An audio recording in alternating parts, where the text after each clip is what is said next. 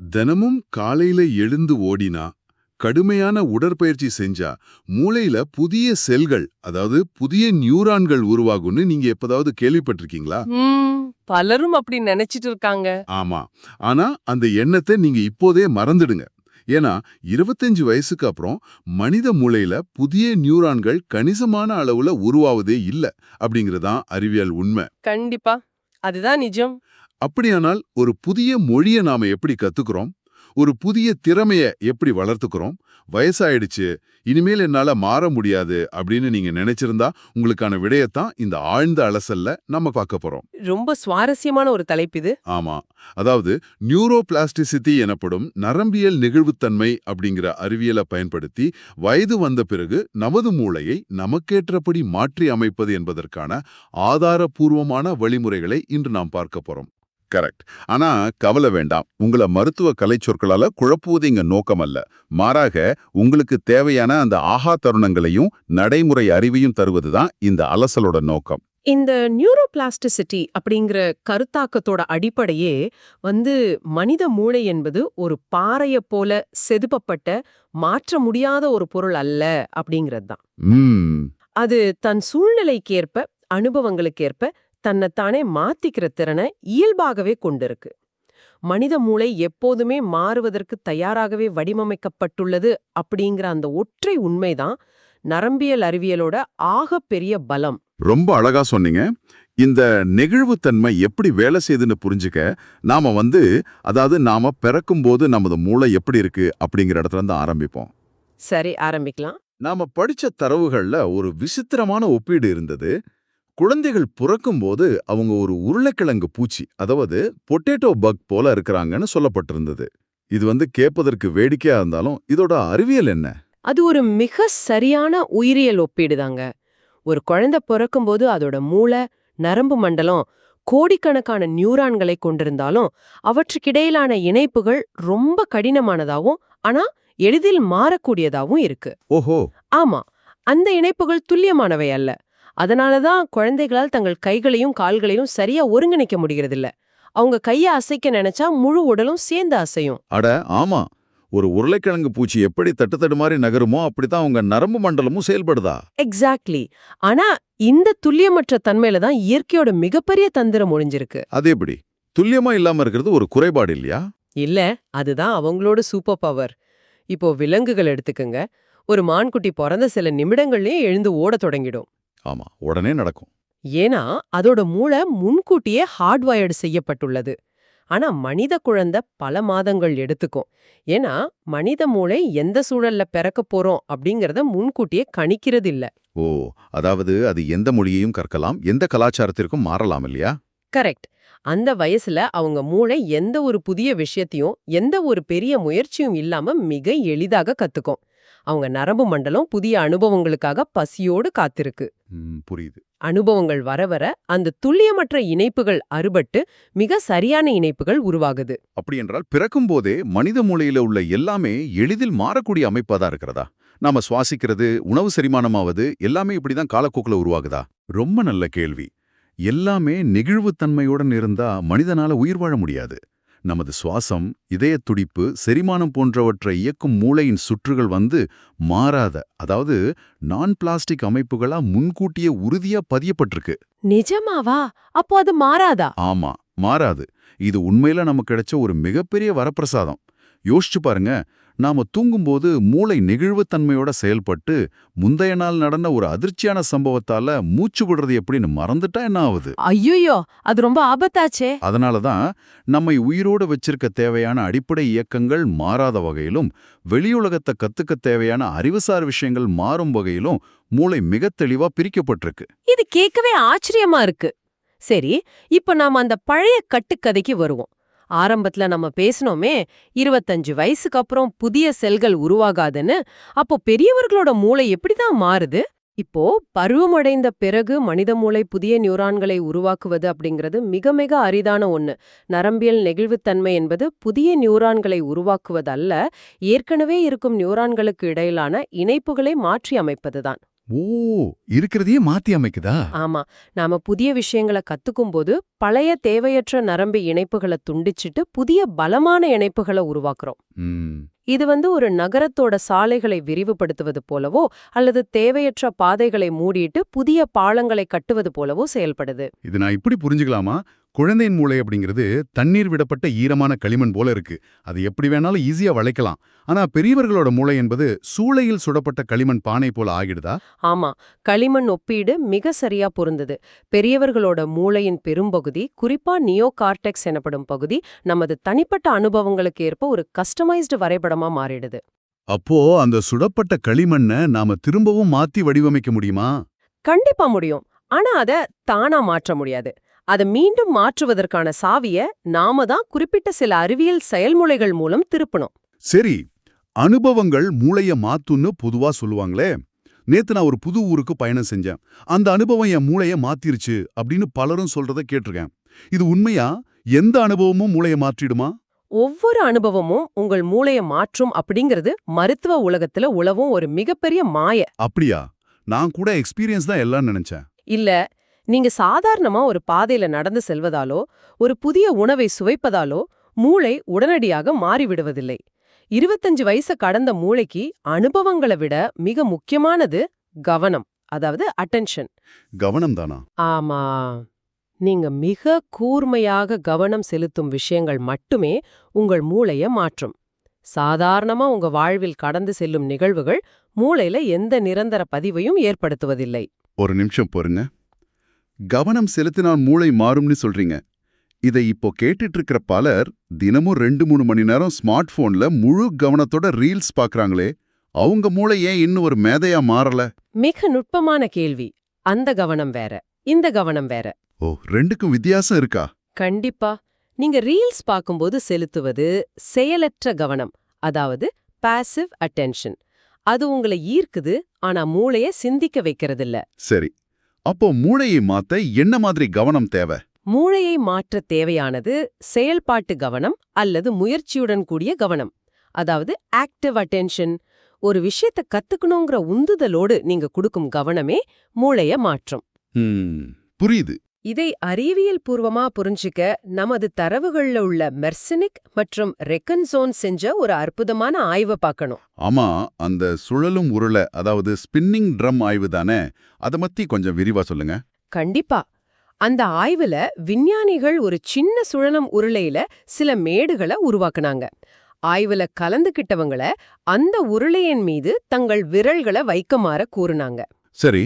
அவங்க சாதாரணமா அந்த உருளைய தொடல, அந்த மேடுகளுக்கு இடையிலான தூரம் குறைகிறதா அதிகரிக்கிறதா அப்படிங்கறத மிக கூர்மையாக கவனிச்சு ஒரு பொத்தான அழுத்தணும்னு அவங்க கிட்ட சொல்லப்பட்டுச்சு.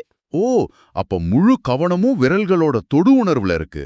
ஆமா, அப்படி தொடு உணர்வுல செலுத்தின போது அவங்க மூளையில தொடு உணர்வுக்கான பகுதி மிக வேகமா மாற்றமடைஞ்சது. அந்த மூளை வரைபடம் விரிவடைந்தது. இதுல என்ன ஆச்சரியம் இருக்கு? விரல வச்சு உற்று கவனிச்சா மூளையில மாற்றம் நடக்கத்தானே செய்யும். ஆச்சரியம் 2வது சோதனையில தான் இருக்கு. அதே விஞ்ஞானிகள் இன்னொரு குழுவிடும் அதே சுழலும் உருளையில விரல்களை வச்சு அந்த மேடுகளை தொட்டுக்கிட்டே இருக்குமாறு கூறினாங்க. ஆனா இந்த முறை அவங்க கவனத்தை தொடு உணர்வுல வைக்க சொல்லல. அப்புறம் வேற எதுல கவனம் வைக்க சொன்னாங்க? அதுக்கு பதிலா பின்னாடியில ஒலிக்கும் ஒரு ஒலிய கொடுத்து அந்த ஒலியில் ஏற்படும் மாற்றத்தை மட்டும் கூர்ந்து கவனிக்க சொன்னாங்க. அதாவது விரல் தொடர்ந்து மேடுகளை தொட்டுக்கிட்டு தான் இருக்கு, உடல் ரீதியா அதே அனுபவம் தான் நடக்குது. ஆனா மூளையோட கவனம் மட்டும் ஒலியின் மீது இருக்கு இல்லையா? இதோட முடிவு என்னவாச்சு? அதுதான் நரம்பியல் உலகத்தோட மிகப்பெரிய திறப்பு. விரல்கள் தொடர்ந்து மேடுகளை தொட்டுக்கிட்டு தான் இருந்துச்சு, ஆனா மூளையோட தொடு உணர்வு பகுதியில எந்த ஒரு சின்ன மாற்றமும் நிகழல. நிஜமாவா? ஆமா, மாறாக மூளையின் கேட்கும் திறன் பகுதியில மட்டுமே நரம்பியல் மாற்றங்கள் நிகழ்ந்தது. இது கற்பனைக்கே எட்டாத ஒன்னா இருக்கு.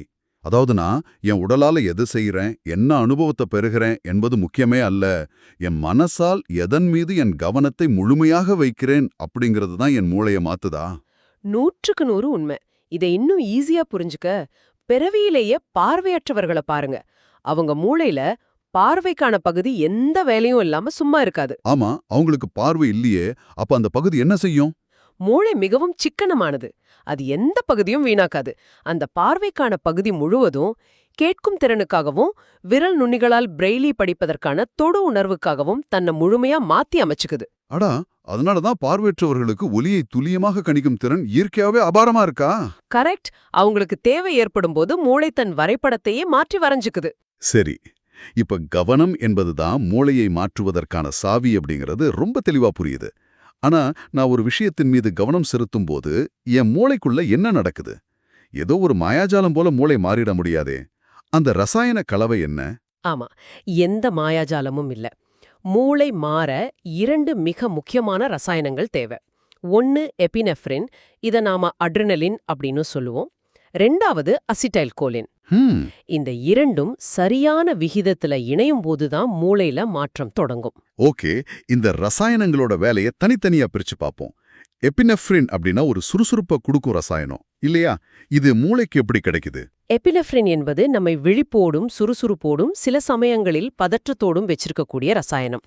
இது பல வழிகள்ல கிடைக்கலாம். காஃபி குடிச்சா கிடைக்குமா? கண்டிப்பா. ஒரு கடினமான உடற்பயிற்சி செஞ்ச பிறகோ, ஒரு ஸ்ட்ராங்கான காஃபி குடிக்கும் போதோ, அல்லது உணர்ச்சிகள் மூலமாகவோ கூட இது கிடைக்கலாம். நீங்க ஒருவரை ஆழமாக காதலிக்கும் போதோ, அல்லது ஒரு விஷயத்தை பார்த்து பயப்படும் போதோ, பொதுவெளியில அவமானம் படும் போதோ இந்த எபினெஃப்ரின் பெருமளவுல சுரக்கும். எனக்கு இங்கே ஒரு சந்தேகம். நான் ஒரு புதிய மொழிய என் மீதுள்ள காதலால் ஒருத்தருக்காக கத்துக்கிட்டாலும் சரி, அல்லது என் மீதுள்ள கோபத்தால் நான் ஒரு மிகப்பெரிய தொகையை அபராதமாக கட்ட வேண்டி வரும் என்ற பயத்துல கத்துக்கிட்டாலும் சரி, ஏன் மூளை ஒரே எபினெஃப்ரின் ரசாயனத்தை தான் சுரக்கிறதா? ஆமா.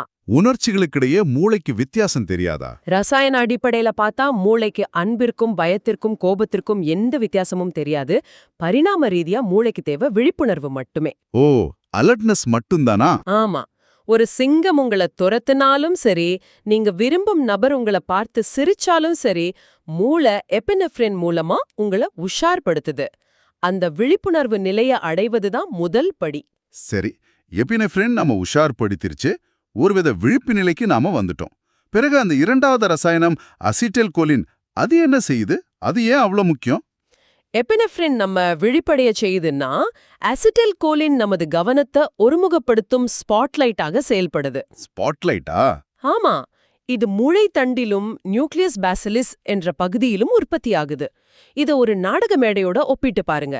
மேடை முழுவதும் வெளிச்சம் இருந்தா அது எபினெஃப்ரின். ஆனா எந்த இடத்துல முக்கிய நடிகர்கள் பேசுறாங்களோ அங்க மட்டும் ஒரு வட்டமான தனி வெளிச்சம் விழும் அல்லவா?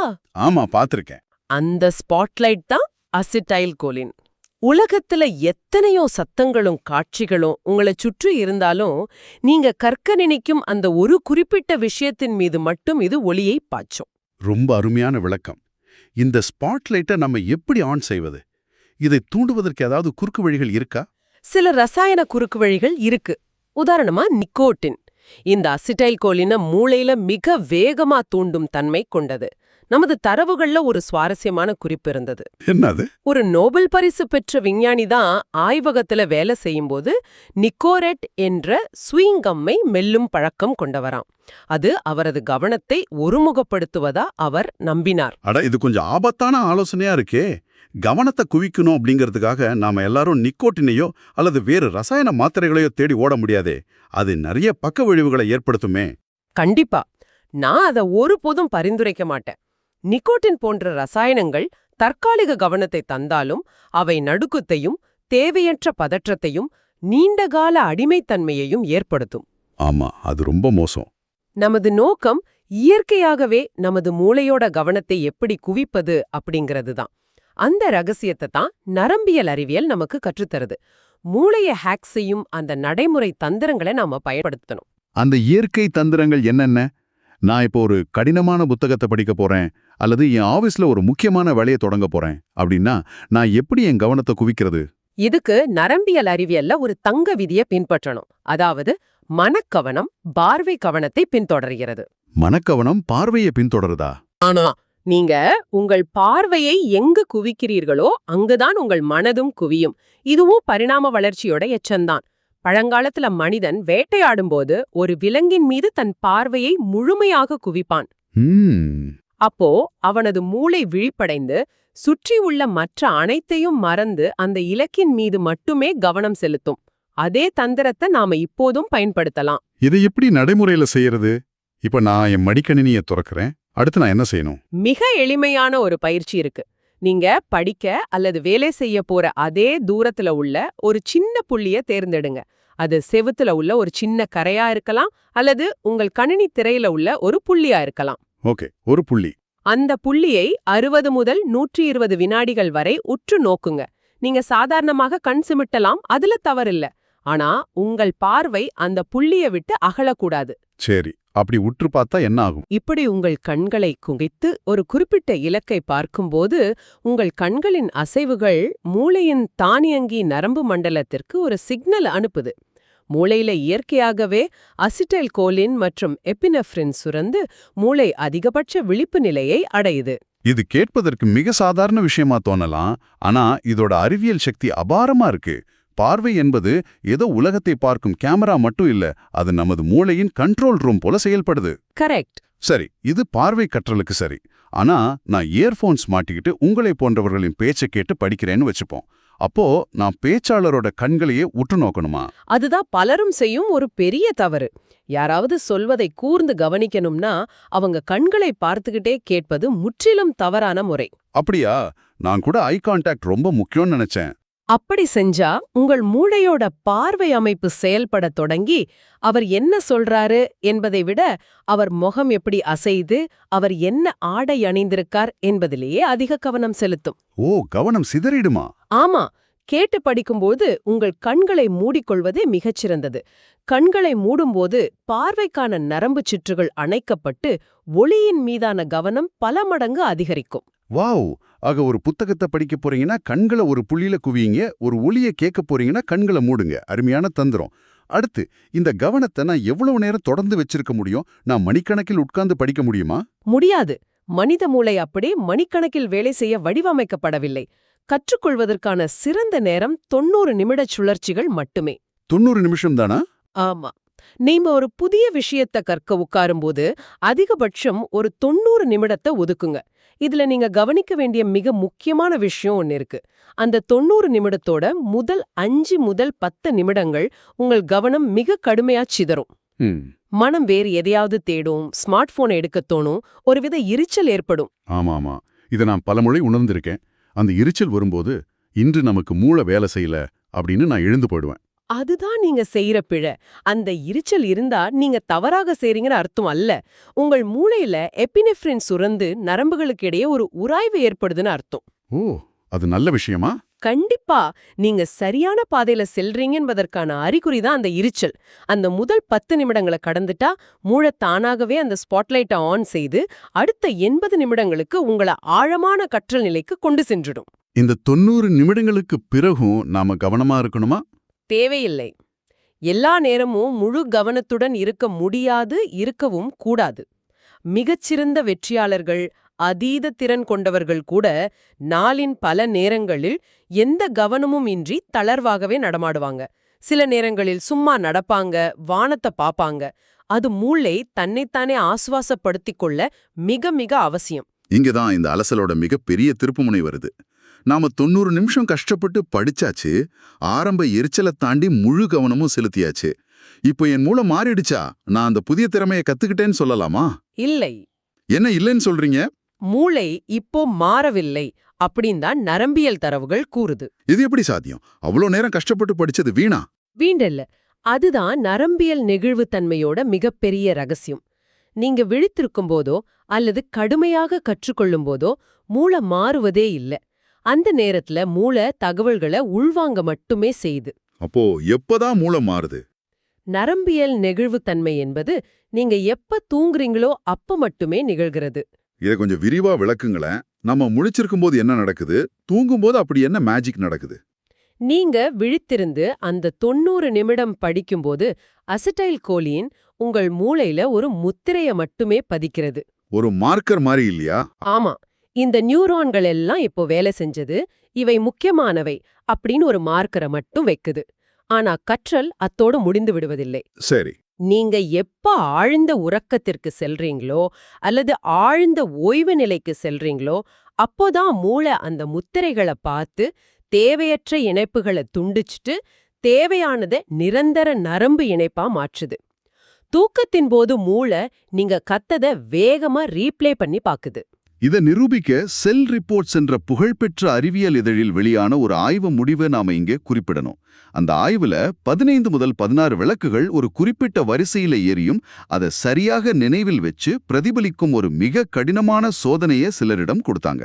ஆமா, அது மூளைக்கு அதிக வேலை கொடுக்கும் ஒரு சோதனை. அந்த சோதனை முடிஞ்ச உடனேயே அவங்கள என்ன செய்ய சொன்னாங்க அப்படிங்கிறது தான் அந்த ஆய்வோட ஹைலைட். கரெக்ட். அவங்க அந்த கடினமான வேலைய செஞ்ச உடனே உடனடியா ஒரு 20 நிமிடங்கள் தூங்காமல் ஆழ்ந்த ஓய்வு எடுக்க சொன்னாங்க. அதாவது நான் ஸ்லீப் டீப் ரெஸ்ட். வெறும் தரையில படுத்துக்கிட்டு எந்த சிந்தனையும் இன்றி வேறு எந்த வேலையும் செய்யாம ஃபோன் பார்க்காம மனத அமைதியா வச்சிருக்க சொன்னாங்க. இப்படி செய்தவர்களின் கற்றல் திறன் சாதாரணமா சோதனை செஞ்சுட்டு உடனே வேறு வேலைக்கு சென்றவர்களை விட மிக வேகமா அதிகரித்தது.